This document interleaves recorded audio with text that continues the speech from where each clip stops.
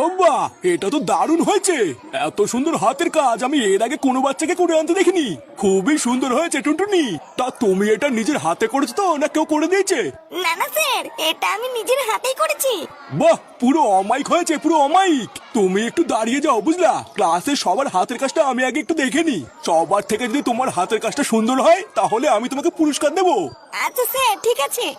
এর পরে কে আছিস রে, চলে আয়। এই যে স্যার, এটা আমি নিজের হাতে বানিয়েছি।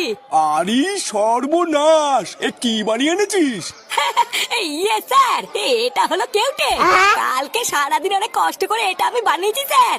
আরে সাব্বাস কেউটে, সাব্বাস। তুই এত সুন্দর একটা হাতের কাজ বানিয়ে এনেছিস, আমার তো বিশ্বাসই হচ্ছে না। ও কোনো ব্যাপার না স্যার, আসলে আমি এইরকমই ঝিঙ্কু। তুই না আমার হাতের কাজটা কিন্তু দেখেনি, দেখলে পাগল হয়ে যাবে।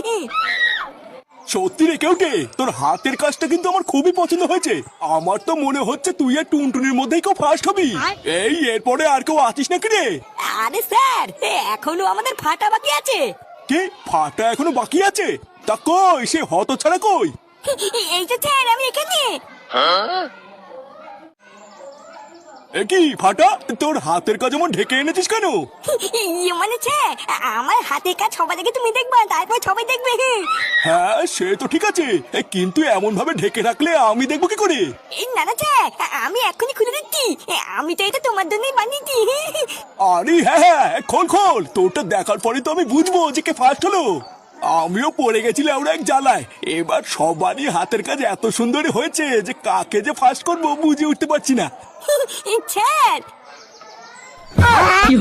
এ কি? এটা কি? কেমন হয়েছে স্যার?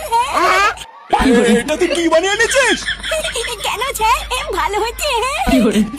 কালকে আমি অনেক কষ্ট করে এটা নিজের হাতে বানিয়েছি স্যার। চোরের বাচ্চা, আমার স্কুলে এসব কি বানিয়েছিস তুই? কেন স্যার, ভালো হয়নি? চলো বাঞ্চোর ছেলে, সত্যি করে বল কে বানিয়ে দিয়েছে তোকে?